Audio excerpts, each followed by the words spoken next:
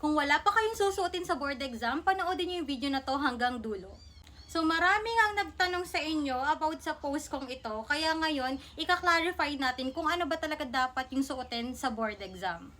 Pag male examinist po, dapat po naka-tuck in na white polo or shirt with collar. At dapat po wala pong seals, logos, or anumang marks. Then dapat po decent na pants or slacks. Nung time po namin, karamihan po sa amin ay naka-black pants. At nag-black pants din po ako kasi sigurista tayo. Pag female examinist naman po, ganun din, tuck in a white blouse or shirt with collar. Dapat walang seal, walang logo, or anumang marks. Dapat decent pants, bawal po yung ripped jeans, bawal po yung may butas-butas or kung anumang nakalagay sa pants. Dapat plain lang.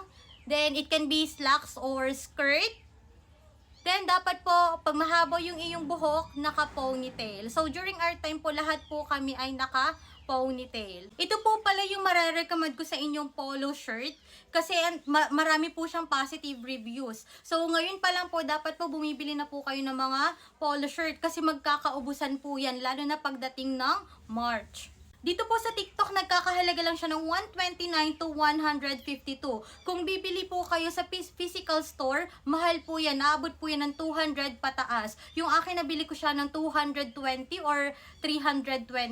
So, ito pong polo shirt na to ay pwede po sa babae at sa lalaki. Ito naman po yung pants na marirecommend ko sa inyo. So, mag-size up po kayo ng isa. Kasi, diba, ang hirap huminga kapag sobrang sikip ng pantalon mo. At, again, ang binili ko pong kulay ng pants ay black. Kasi gusto ko po makasigurado na tama po yung aking sinuot. Kung naubusan po kayo ng pants doon sa link na yun, pwede rin po kayong bumili dito. Magaganda rin po yung mga reviews dito at marami na rin bumili. During our time po, ang sinuot ko po nun ay maong pants, hindi po ako nag-slacks. Kasi karamihan sa sinasabi po sa amin, dapat daw ay maong pants na black. So kung gusto nyo makasigurado, mag-maong pants na black na rin po kayo.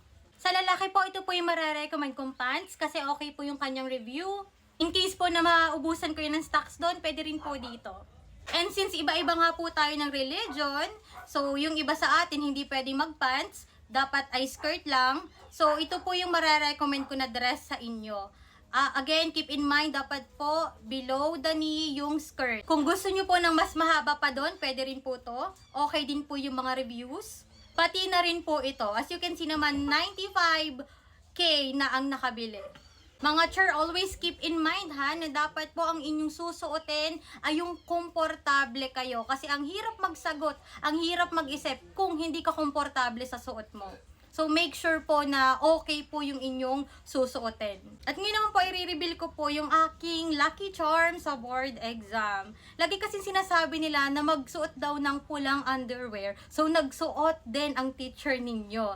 At nung panahon na yun, talagang nagkakaubusan na. Kaya ngayon pa lang, dapat bumibili na po kayo ng mga pulang underwear. Hindi naman po masamang maniwala, no? Wala namang masama kung paniniwalaan po natin yun. Nakakadagdag rin kasi siya ng confidence. Ito po yung marirecommend ko sa inyong red na underwear kasi ang dami nitong positive reviews. In case po na maubusan kayo doon, pwede rin po kayong umorder dito. As you can see, 5 million na yung kanyang sold. Baka nagtataka kayo kung bakit puro panty lang yung sinabi ko. Kasi hindi po ako nagbra during the board exam. Anong ginamit ko? Nipple tape lang. Kasi pag nagbra kasi ako, hindi ako makahinga ng maayos. Kung katulad nyo ako, so ito po yung marirecommend ko sa inyong nipple tape. So ito po yung marirecommend ko, Dude Adhesive Nipple Tape. Kasi kahit pagpawisan ka, hindi talaga siya natatanggal. At kahit ngayon po, ito pa rin po yung ginagamit kong nipple tape. Kung mapilit naman po kayo at gusto niyo talaga magbra, ito po yung marirecommend ko sa inyo. So, ito po, one set na po siya. Meron siyang panty at meron na ring bra for only 119. Okay po dito kasi magaganda naman po yung kanyang review at okay din yung kanyang rating. At hindi lang po underwear yung sinuot kong red, pati po socks ko ay kulay red. Para sure ako na susortehin talaga tayo during the board exam. Ito po yung marirecommend ko sa inyong red sock kasi okay po yung mga reviews niya. Again po, bumili na po kayo ngayon kasi nagkakaubusan po niyan. Hindi lang pala medyas, no? Hindi lang medyas, underwear yung pula sa akin, pati yung ponytail ko, saka yung aking towel ay pula rin. Kung tinatanong niyo naman po kung ano po yung sapatos na susuotin, kahit anong kulay po ng sapatos, basta closed shoes, hindi kita po ang paa. So, ang sinuot ko po noon ay rubber shoes na black. Kasi, bakit rubber shoes? Kasi feeling ko hindi bagay yung school shoes sa maong pants. At ngayon po, ipapakita ko po sa inyo yung kamukhang-kamukha ng rubber shoes na sinuot ko during the board exam. Wala pong halong eme, ganito po yung sinuot ko during the board exam. Kung naubusan po kayo ng stock doon, pwede rin po dito bumili. Okay din po yung kanyang reviews. Kung naghahanap naman po kayo ng panglalaki, ito po yung mararecommend ko sa inyo. Bakit ba ganito yung binili kong sapatos? Yung parang hindi kita yung paa. Kasi ayoko makita yung red socks ko nun. So, provided po dito sa video na to yung links po ng mga products na yon. And again po, for the last message, keep in mind na dapat ang susuotin nyo ay kung saan kayo komportable. Kasi ang hirap talagang magsagot kapag hindi ka komportable sa suot mo. So, yun lang po. Kung may additional pa po kayong tanong, mag-comment lang po kayo sa baba. Sana po nakatulong. Bye-bye!